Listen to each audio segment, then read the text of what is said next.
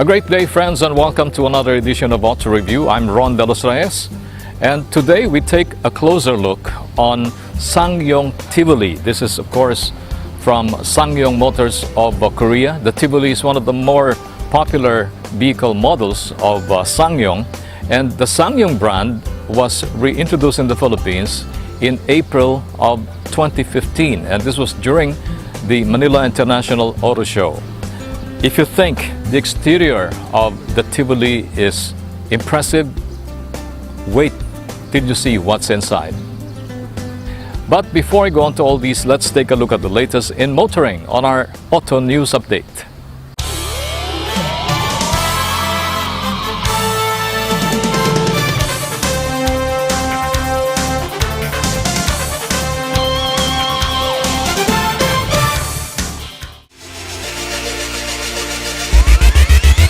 Philippine Allied Enterprises Corporation, distributor of Bridgestone tires in the country, launched its Hindi Pwede, Ang Pwede Na Yan, a campaign which focuses on the importance of tire care in today's road conditions. Executives from PAEC, members of the media and other groups converged at the Honda Safety Driving Center in Parañaque for the event launch and demonstration activities of the safety campaign. Leslie Tagle Dinglasan, PAEC Vice President for Marketing, explained that this sub-campaign is part of their Safety Begins with Bridgestone and their new advocacy. Okay, so basically we just finished producing our videos. Our campaign is called, umbrella campaign is called Safety Begins with Bridgestone, and under that we have sub-campaigns. So the two sub-campaigns that we introduced today was I Am Better Than You Think, which started towards the women drivers. And the other one is Hindi Na Pwede Na Yan, because alam naman natin mga Pilipino mahilig sa pwede na yan. So we wanted to highlight na pagdating talaga sa safety ng tao, ng minamahal mo sa buhay, hindi pwede yung pwede na yan. Okay, so you have to make sure na intindihan mo yung gulong mo and you always keep it in the top shape. The event aims to raise awareness that tires are still an important part of every car, and most Filipinos take this component for granted most of the time. Ninglasan talked about two driving activities, the wet weather and tire inflation test. Okay, earlier today we had a driving demonstration. So some lucky people from media was able to ride the cars, and then with the help of our professional drivers, we were able to illustrate the difference in the feeling when you're actually riding a car. If, for example, you're using a car that's bald or yung tread niya basically kalbo na versus a new tire. So, yung braking distance ng kotse napaka-importante. So, if you to sum it up, kapag kalbo yung gulong mo, syempre, pag nag-brake ka, medyo mas delikado yun. So, kapag syempre bagong gulong, mas makapit talaga. So, that's safety, highlighting safety, no? And then the other one naman is about underinflated tires. So if your tires underinflated, in situations wherein, for example, kailangan mo umiwas sa danger, or let's say may aksidente or may malaking lubak, it will be more difficult for you to maneuver the car because your tire is underinflated. So these are two very basic things that we felt was worth it to highlight, because these are very common situations for yung mga araw-araw nating mga kababayan na nagda-drive, no, from work and going home.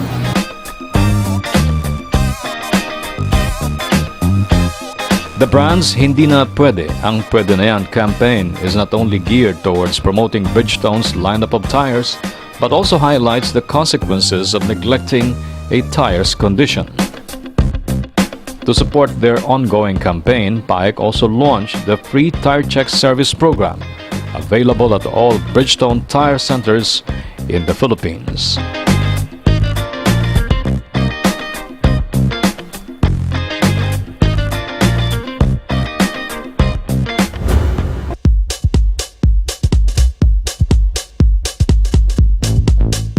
Nissan Philippines Incorporated has launched the second season of the Nissan GT Academy. The new season offers opportunities for Filipinos to emerge as a breakthrough talent in the racing world in the mold of Michael Schumacher, Fernando Alonso, Ayrton Senna, Filipino-Swiss Marlon Stockinger, and the first winner of GT Academy, Lucas Ordonez. NPI President and Managing Director Ramesh Narasimhan said players will have a chance to play a brand new game called the Gran Turismo Sport, which will be available in stores this November. He also expressed his excitement as the previous season proved to be a successful event for NPI.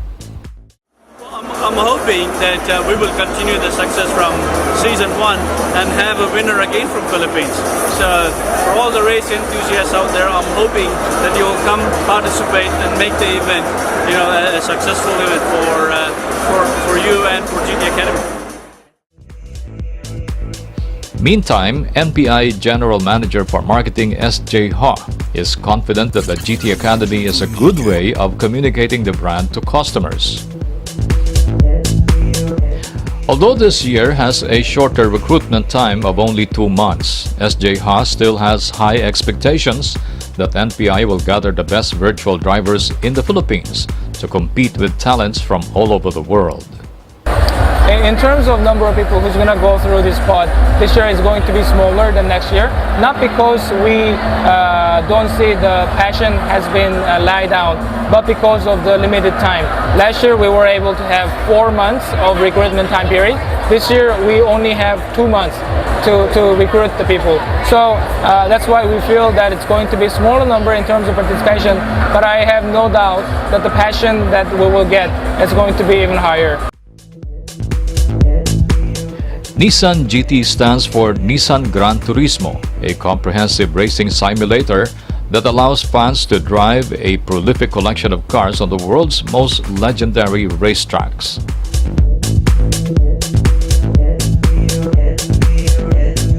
Joard Policarpio, the winner of the first GT Academy in the country, also took the time to share his message to participants and what it takes to be a champion.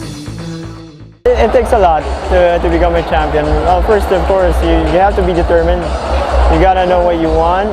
You need to have that passion, of course, and you gotta pursue your dream, no matter how far-fetched it may be.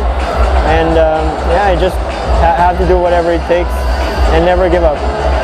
Yeah, to everyone out there that has a passion for motorsports, this is your opportunity to make that dream of yours come true.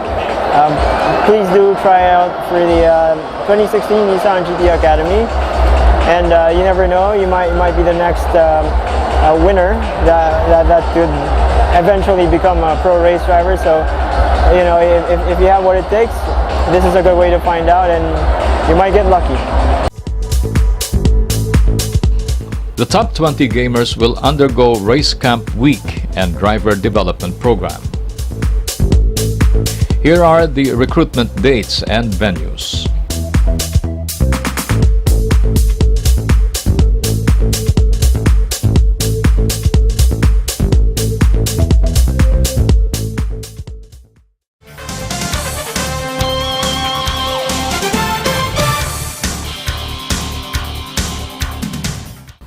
And so goes our Auto News Update. Auto Review will be back. Stay with us.